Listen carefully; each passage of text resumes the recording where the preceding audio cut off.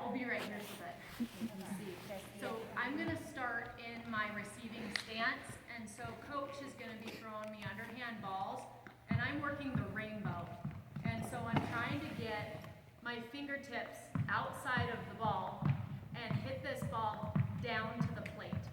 What we shouldn't be working on is that, hitting the ball and catching the ball, if I had a glove, and pushing it outside of the strike zone. Okay? So once we get comfortable with this, she can do a rapid fire and just keep going. And I have to adjust my hand getting around the ball. And you'll see too, my head is following the ball wherever it goes. And I shift to wherever that is. Okay? Now, one fun variation that I'll do with some of my girls in my lessons is we'll have one girl doing the drill, and we'll have 2 feeders off to the side, so they're coming from different directions. And so they'll alternate, and it goes super fast. It's boom, boom, boom, boom, boom, boom, boom. And it's fun for the girls. But yeah, they should be able to see that all the balls, when they gather, should be kind of in this area. And one common mistake we'll see is this. The whole arm swats down, where we want to keep it nice and quiet. When that ball comes into the zone, we want to freeze. We don't want to be moving anymore. As soon as that ball gets caught, we're done moving. And you could do that without tapping. You could go in and catch it and have the girls look and see where their fingertips are. If their fingertips are on the outside, so if this is our steering wheel, we don't drive like this, right? Or like that. We drive here. And so I like to use the concept of the steering wheel or the rainbow. Okay? Any questions with that? I just made a mess. Blocking. So that was the last thing that we did out here with the girls. And really, it's easy to teach the form. It's hard for the girls to be able to read and react. That's the toughest piece of it. So anytime that you guys can get a ball and chuck it at them and get them comfortable with that, the better. And so especially with the younger ones, get them going with tennis ball or light flights, something that is going to help them gain some confidence and recognize that their gear works. What's the big thing that we'll see is get down here and the head's up. Very common to when we feel the ground ball will get here. So there's that fear of the ball, and so the more we can practice throwing a ball at them, the more they'll kind of get over that fear. So the progression that I started with them today is to start on the knees. To start on the knees and just work the reaction with the glove and the chin. So that's the first move when we block, is to get that glove down and tuck the chin. So we're going to start into a position as if we are in our stance.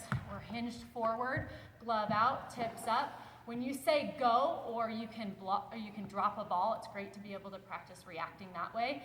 I want the girls to plug that hole that they have and tuck the chin tight to their bodies. Okay? When they practice this, watch for this.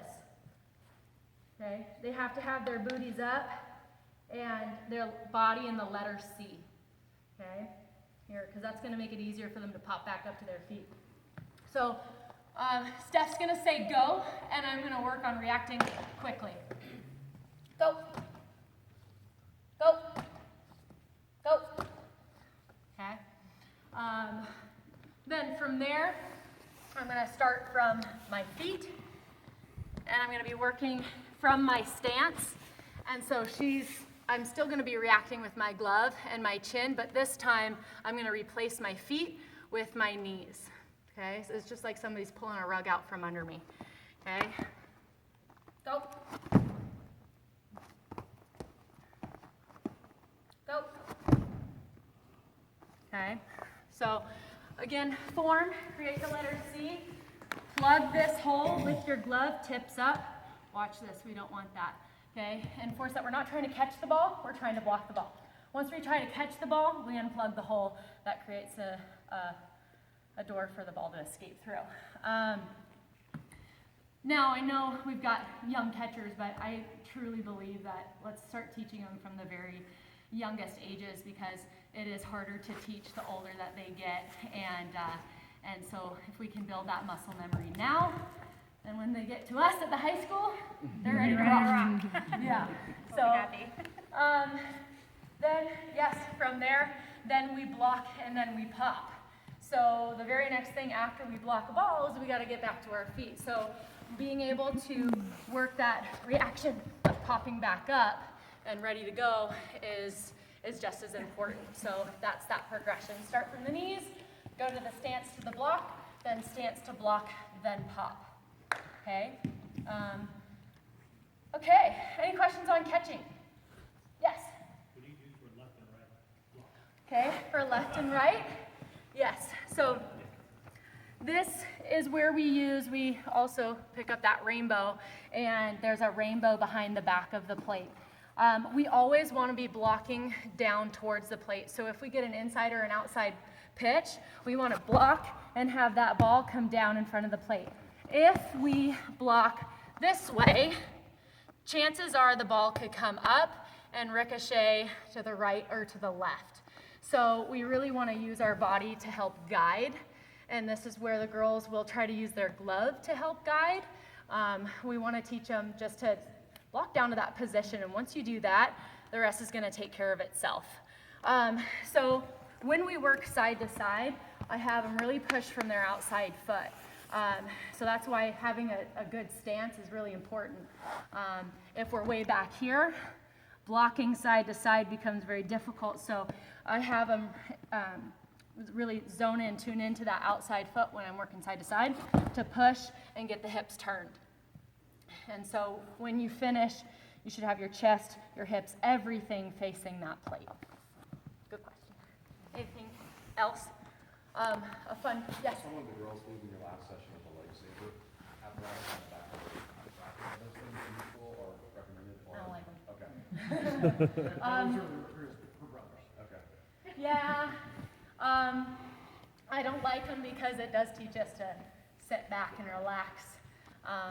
They may save our knees, but it's not going to save it out. So, yeah, I would recommend if you have them, get rid of them, burn them. Burn them. So a drill that you can do to practice the lateral block, so going around, is set up 6 balls. So, and this is fun. The girls can compete with this one too. I actually picked this one up from the package deal. If you guys have that, they're awesome. If you guys need any drills, they also have some good ones on there too. But to do some circle blocking, and wherever they start, this is where they're going to start. That next ball to their right is going to be the one that they go after. So they're going to block, pop in front of that same one, block, pop, block, pop. You can go all the way around the circle, and then once you get there, go all the way back. Or you can have a partner right in front of you, and you guys are competing. Go all the way, go about 180 degrees, then make your way back. Lots of different variations, but it works that side to side. Okay? Cool. We're ready to hit? Yeah? And I apologize if you already covered this, but I was talking with a catcher that came in late. Can you spend like 3 minutes? Because a lot of the younger girls just building that right position Yeah. and getting glove out front, just building a ground ball. Yeah. But so how to get set into a ready position? Yeah, and you know, on your toes. I won't throw a ball to any of my infielders until they're down and ready in a position. And I tell that to my girls when they go off independently with a partner, is do not throw them a ground ball until they're ready, until they show you that they're ready to field a ground ball. I'm debating whether to talk about it, but the hop to position. Yeah. Really, you know, infield for me, and outfield, just the game in general is like a dance. I feel like everybody should be moving all the time. There should always be rhythm.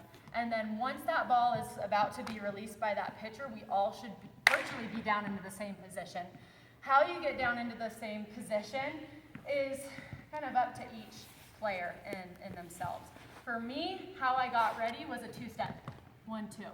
And so I'm down, my knees are bent, my butt's down, I'm hinged at my waist, And I've created a triangle with my hands and my feet. And so my feet are at the base of that triangle and my hands are at the top. I should be able to see 3 things when I'm down in a ready position. I should be able to see the play, or the batter. I should be able to see the ground, and I should be able to see my glove. If I can only see 2 of those things, I got to adjust. So I see the play, I see the ground, but I don't see my glove. This is going to teach the girls to catch everything on their heels. So some people like to, be right here and then hop and get down. Some players will just simply step, but I always like to have a step, and have a little bit of a staggered position here. I like to have my left foot slightly forward because that gets me on the balls of my feet. If I'm completely level right here, I might have the tendency to go back onto my heels. And sometimes girls think that glove on the ground means you're ready, right? Okay, glove on the ground, you're ready, but like look at this position, right? We want the glove out. I like to say, imagine you have a camera on the palm of your glove, like videotape that play right there, videotape that batter, always having your glove open and ready. I called it creeping. I was just creeping to the ball and I was ready, and then I was down and out. So that's for me, was creeping, is not just standing here, I'm ready. It's like we want to move our feet so we're ready for the play on the balls of our toes. The balls of our feet. Does that help? Yeah. Cool. I think if I told Ellie to videotape anything, she'd be like, what's video? Let's move into hitting. Now, there are so many